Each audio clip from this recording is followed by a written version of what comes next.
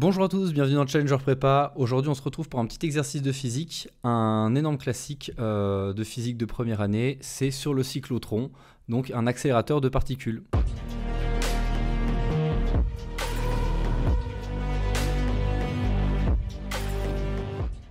Donc comme dit dans l'introduction, aujourd'hui on va partir sur le cyclotron, donc c'est un accélérateur de particules. Donc voici un schéma pour expliquer le fonctionnement. Donc vous voyez ici le cyclotron, il peut se distinguer en deux parties. Les parties en bleu sur le schéma où on va avoir un champ magnétique stationnaire. Donc cette partie-là, ça va me permettre de modifier la trajectoire de la particule, d'accord. Donc on sait aussi que dans cette partie, la vitesse de la particule est constante, hein. Comme vous le savez, le champ magnétique n'apporte aucune énergie à la particule, et la phase entre les deux zones bleues, ce qu'on appelle les D, hein, donc la phase entre les D, on va avoir un champ électrique, cette fois-ci, qui va me permettre d'accélérer la particule. D'accord. Et donc on va avoir une trajectoire en spirale ici, comme on le voit sur le schéma pour la particule, mais ça on va l'expliquer après dans l'énoncé. Donc on nous donne quelques valeurs ici. Donc pour le champ magnétique, on voit un Tesla. Pour la tension entre les D, donc les D, je rappelle, c'est les deux zones bleues, on va avoir 1 kV. Et on sait qu'on va avoir une énergie finale pour les protons entre 1 et 30 mégaélectronvolts. Donc dans ce cyclotron, on va injecter avec un canon au centre du dispositif un ion chargé avec une charge Q, d'accord, de masse M, d'accord. En général, c'est des protons, hein, d'accord, qu'on accélère ici. On va négliger la vitesse initiale du proton. C'est-à-dire que quand je l'injecte au centre du cyclotron, je considère qu'il a une vitesse nulle. Donc la première question d'exercice, exprimer l'énergie acquise par le proton en un tour. Combien de tours doit effectuer le proton pour acquérir l'énergie de sortie attendue? Ok, donc pour cette question, ici, on sait qu'on va avoir, donc si je refais rapidement ici le schéma ici du cyclotron, donc ici je vais avoir un premier D, je vais avoir un deuxième D ici. Ok, donc ça c'est les parties où il y a le champ magnétique pour faire tourner la particule. Et ici, là, à cet endroit-là, donc entre les deux D, je vais avoir un champ électrique et je vais avoir surtout, entre les deux ici, je vais avoir une tension U. D'accord? Ok. Donc je vais avoir cette charge Q qui va être soumise à une tension U ici. Donc ça, on sait que sur un passage dans l'espace entre les D, l'énergie qu'on va accumuler, ça va être QU. D'accord? Sauf qu'ici, on me demande l'énergie d'un tour. D'accord? Donc l'énergie d'un tour, ça va être 2 fois QU. Parce que lorsque je fais un tour complet, je passe 2 fois dans la zone d'accélération. Donc je récupère 2 fois l'énergie qui m'est transmise par le champ électrique. D'accord? Donc ça va être ici 2QU. On me demande maintenant ici combien de tours je dois effectuer pour donner à la particule l'énergie finale attendue par le système. Donc ici, cette énergie finale, ça va être tout simplement le nombre de tours que va effectuer la charge à l'intérieur de mon système fois l'énergie que je transmets à la particule en un tour. D'accord? Donc ici, sachant que ici dans les énergies finales attendues, hein, c'est donné par l'énoncé, c'est de 1 à 30 mégaélectronvolts. D'accord? Donc ici, hein, pour avoir le nombre de tours, c'est très facile, hein. Il suffit de prendre l'énergie finale attendue, qu'on divise par l'énergie donnée en un tour. Bon, et tout ça, c'est donné avec les valeurs énoncées. On n'oublie pas on faut pas se tromper, hein, dans les unités. Ici, l'énergie est donnée en mégaélectronvolts, hein, d'accord? Ok, et ici, après application numérique, on trouve entre de 500 à 1500 tours. 15 000 tours, pardon. 500 à 15 000 tours. Donc ça correspond aux deux fourchettes, hein, basse et haute d'énergie attendue en sortie du système. Hein, d'accord, c'est 500 tours pour avoir 1 mégaélectronvolt, 15 000 tours pour avoir 30 mégaélectronvolts. D'accord, nickel. On passe à la question 2. Ici, tac, c'est parti. Dans la question 2, on me demande d'exprimer le rayon de la trajectoire de la particule à l'intérieur des dés, donc quand elle est soumise seulement au champ magnétique, et on me demande de l'exprimer en fonction de la vitesse d'entrée dans le dé de la particule, et donc de justifier pourquoi est-ce qu'on a cette trajectoire en spirale à l'intérieur du cyclotron. D'accord? ici c'est très classique, en fait c'est tout simplement déterminer le rayon de la trajectoire d'une particule dans un champ magnétique stationnaire, d'accord? Donc ça on sait faire, hein, c'est du cours. Donc ici, lorsque je suis soumis uniquement à un champ magnétique, il y a différents cas possibles pour la trajectoire de la particule. Ici, on voit bien que sur le schéma du système, que la vitesse, elle appartient au plan du schéma ici, alors que le champ magnétique, lui, est orthogonal au plan du schéma. D'accord? Donc en fait, la vitesse, au moment où on entre dans le dé, et le champ magnétique qui s'applique sur cette particule sont orthogonaux. Et on sait que dans ce cas-là, on va avoir une trajectoire circulaire. Donc trajectoire circulaire, je me place en coordonnées cylindriques. Donc ici, OM égale RER. Et donc la vitesse de la particule, ce sera R θ point E θ. D'accord? L'accélération quant à elle sera moins R θ point carré ER, d'accord? Donc c'est de la cinématique de base. Donc on a une trajectoire circulaire uniforme, hein, d'accord? Évidemment la vitesse est uniforme, hein, parce que, comme on l'a déjà dit, quand on est soumis uniquement à une force magnétique, il n'y a pas d'apport d'énergie. D'accord, le travail de la force magnétique est tout le temps nul. Ok, rapidement, pourquoi, hein? En fait, vous avez la partie magnétique de la force de Lorentz, c'est tout simplement Q V vectoriel B. D'accord. Donc si je m'intéresse à la puissance développée par cette force, si je m'intéresse à la puissance développée par la partie magnétique de la force de Lorentz, je me retrouve à faire le calcul suivant. Q V vectoriel B, tout ça scalaire V. D'accord. Sauf que je sais que quand j'ai un produit vectoriel, le résultat du produit vectoriel est toujours un vecteur orthogonal aux deux vecteurs qui composent le produit vectoriel. Donc en fait, je sais que V vectoriel B, ça me donne forcément un vecteur qui va être orthogonal au vecteur V. D'accord? Et donc un vecteur orthogonal au vecteur V scalaire le vecteur V, ça fera toujours 0. D'accord? Donc c'est pour ça qu'ici, la force magnétique, donc la partie magnétique de la force de Lorentz, ne développe jamais de travail. D'accord? Il n'y a pas de puissance, il n'y a pas de travail magnétique, et donc il n'y a pas de variation d'énergie. Et s'il n'y a pas de variation d'énergie cinétique, bah, il n'y a pas de variation de vitesse. Donc c'est bien une trajectoire circulaire uniforme, ce qui explique l'expression d'accélération qu'on a ici, hein, moins r θ point carré ER, qui est une expression très classique dès qu'on a une trajectoire circulaire uniforme. Ok, maintenant on va appliquer un petit PFD. On va tout passer en norme parce qu'on veut exprimer le rayon, hein, d'accord? Donc on va tout projeter selon R, on va tout passer en norme. Donc on va avoir M R θ point carré. Donc je prends ça en norme parce que θ point peut être négatif, hein, d'accord? Égal à Q V.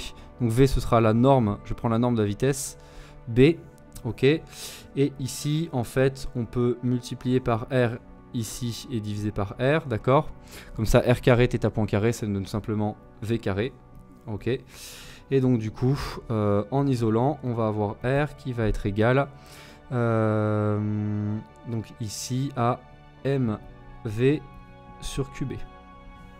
D'accord? Donc tout ça, évidemment, en valeur absolue, un rayon C positif.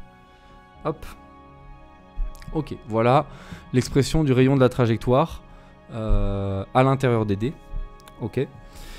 Ok, qu'est-ce qu'on peut dire ici? On voit que ce rayon est proportionnel notamment à la vitesse. D'accord? C'est-à-dire que plus j'entre dans le dé du synchlotron avec une vitesse élevée, plus le rayon de ma trajectoire circulaire va être élevé. Donc ça explique en fait cette trajectoire circulaire qu'on trouve dans le synchlotron, parce qu'en fait, à chaque fois que je vais passer dans la partie champ électrique, je vais accélérer. Donc la prochaine fois que je rentre dans un dé, je vais y rentrer avec une vitesse qui va être plus élevée. Donc vitesse plus élevée, rayon de la trajectoire circulaire à l'intérieur du dé plus grand. Donc à chaque fois, j'ai des demi-cercles qui sont de plus en plus grands après mes phases d'accélération. Donc je trajectoire circulaire sur un demi-cercle, j'accélère, je rentre dans le dé avec une vitesse plus grande qu'avant, donc j'ai un demi-cercle de rayon plus grand, je raccélère, etc. Donc on a cette spirale qui part de l'intérieur vers l'extérieur, d'accord, parce qu'on accélère au fur et à mesure des demi-tours qu'on fait dans le système, et donc le rayon va augmenter au fil des demi-tours qu'on effectue dans le synchlotron. Voilà pour cette question. On passe à la question suivante. Donc pour la question 3, on me demande de déterminer le temps mis par la particule pour effectuer un demi-cercle dans un dé. Ok, donc déjà, première partie de la question ici. Combien de temps on passe pour faire ce demi-cercle dans un dé? Donc ici, il y a deux choses en fait, deux effets qui vont venir s'opposer. En fait, c'est on pourrait se dire d'un côté que ça va être de plus en plus rapide parce que la particule accélère, mais en même temps, à chaque fois que ma particule accélère, elle va avoir une trajectoire qui va avoir une distance plus grande à l'intérieur du dé. D'accord? Et en fait, on va voir que le temps mis pour faire ce demi-tour dans le dé va être indépendante de la vitesse d'entrée et donc indépendante du fait qu'on soit au deuxième tour, premier tour, quatrième tour, etc. D'accord? Ok, donc ici, ce qui est important de notifier, c'est qu'une fois qu'on est dans le dé, on a une trajectoire circulaire, cette trajectoire elle est uniforme. Donc en fait, on a une vitesse qui est uniforme sur tout le long de la trajectoire. Et donc, le temps pour un demi-tour, ça va tout simplement être la distance divisée par la vitesse. Donc ici, la distance, c'est le périmètre d'un demi-cercle, donc en fait c'est tout simplement pi r, hein, d'accord. Et la vitesse, on va la noter v, ok. Et r, je vais remplacer par l'expression que j'ai juste au-dessus. Donc ici c'était quoi? C'était mvqb, donc ici les v vont se simplifier. Donc je vais avoir pi m sur qb, d'accord. Donc tout ça évidemment toujours en valeur absolue, hein, d'accord. Ça ne dépend pas du sens de b, etc., de la particule, etc. Et on voit ici donc ce qu'on remarque, c'est que c'est indépendant, indépendant de la vitesse d'entrée, d'accord.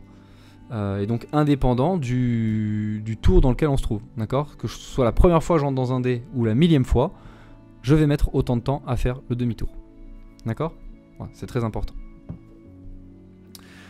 C'est très important et c'est surtout aussi, ça m'arrange en fait, parce que comme vous l'avez peut-être notifié ici, dans la partie entre les dés, où on va venir faire accélérer notre particule, il faut à chaque fois que le champ électrique soit dans le bon sens. D'accord?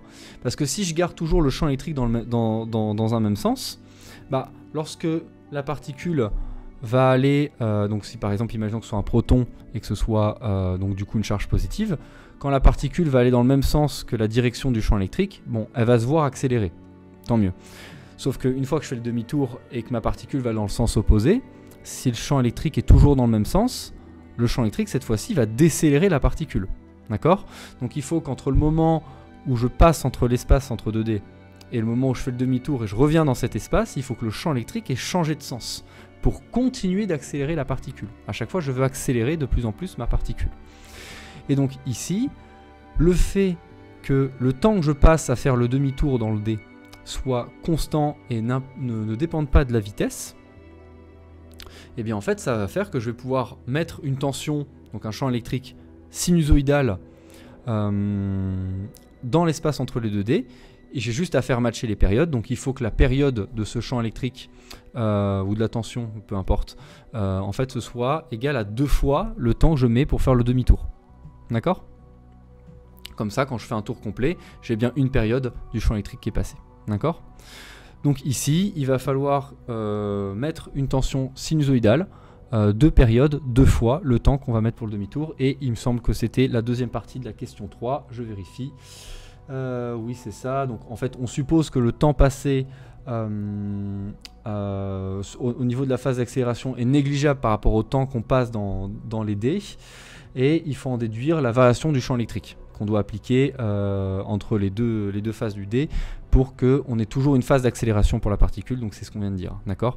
Il faut que, donc si par exemple ici j'ai E qui est égal à E0 cosinus oméga t, avec oméga égale 2pi sur t, 2pi sur un grand T, il faut que ce grand T là, le grand T qui est ici, il faut que ce grand T ici soit égal à 2 fois TD. D'accord? Donc c'est-à-dire 2pi m sur qb. D'accord? Donc encore une fois, je vais mettre des valeurs absolues pour me protéger de ces histoires de signes, mais c'est parce que c'est positif. D'accord? Ok, nickel. Donc voilà. Ici, c'est tout pour cette question 3. Et on passe à la dernière question. Donc ici, dans la question 4, on demande quelle est la vitesse de sortie des protons dans l'hypothèse classique. Donc qu'est-ce que ça veut dire ici, l'hypothèse classique? En fait, quand on va venir accélérer les particules, on va vraiment venir les accélérer à de très grandes vitesses. On va le voir après quand on va faire les applications numériques. Sauf que vous savez que rien peut aller plus vite que la lumière. D'accord? Et donc dès qu'on commence à s'approcher de vitesses qui ne sont plus négligeables devant la vitesse de la lumière, le modèle classique commence à montrer ses premières failles. D'accord? Et en fait, pour corriger tout ça, il y a un modèle relativiste. D'accord? Qui n'est pas présenté dans cet énoncé. Mais ici, nous, on va rester dans l'hypothèse du modèle classique et on nous demande la vitesse qu'aurait le proton en sortie en respectant le modèle classique. Donc ici, ici c'est pas très compliqué, hein. On nous donne une énergie finale de 1 à 30 mégaélectronvolts attendue pour le proton en sortie du système. L'énergie finale, hein, ce sera également aussi 1,5 de mv carré. Et donc là il y a juste à faire une petite application numérique, donc il faut juste bien connaître la masse du proton, je crois qu'elle était rappelée dans l'énoncé. Mais ici en fait quand on fait l'application V, donc encore une fois on aura une fourchette haute, fourchette basse. Donc pour la fourchette basse, lorsqu'on est à 1 mégaélectronvolt, ça va nous donner 1,4 x 10 exposant 7 mètres seconde moins 1. Et ici lorsqu'on est sur la fourchette haute, donc 30 mégaélectronvolts, on arrive à 7,6 x 10 exposant 7 mètres seconde moins 1, d'accord. Et là on se rend compte que voilà, l'hypothèse classique ici elle va commencer à atteindre ses limites, hein, parce que 7,6 x 10 exposant 7 mégaélectronvolts, on commence à être autour de 20, 25, 30% de la vitesse de la lumière, hein, d'accord. Voilà, donc là on est même autour des 25% de la vitesse de la lumière. Donc ici le modèle classique commence à poser quelques problèmes, d'accord. Voilà, c'est tout ici pour cet exercice. Il était assez court, pas trop compliqué je pense. En fait c'est un classique de première année. Voilà, il faut connaître dans le chapitre des particules chargées dans des champs électriques ou magnétiques. C'est vraiment un exercice classique qu'il faut avoir vu au moins une fois. Donc voilà, j'espère que l'exercice vous aura plu. Et moi je vous dis à la semaine prochaine pour une prochaine vidéo de Challenger Prépa. A plus.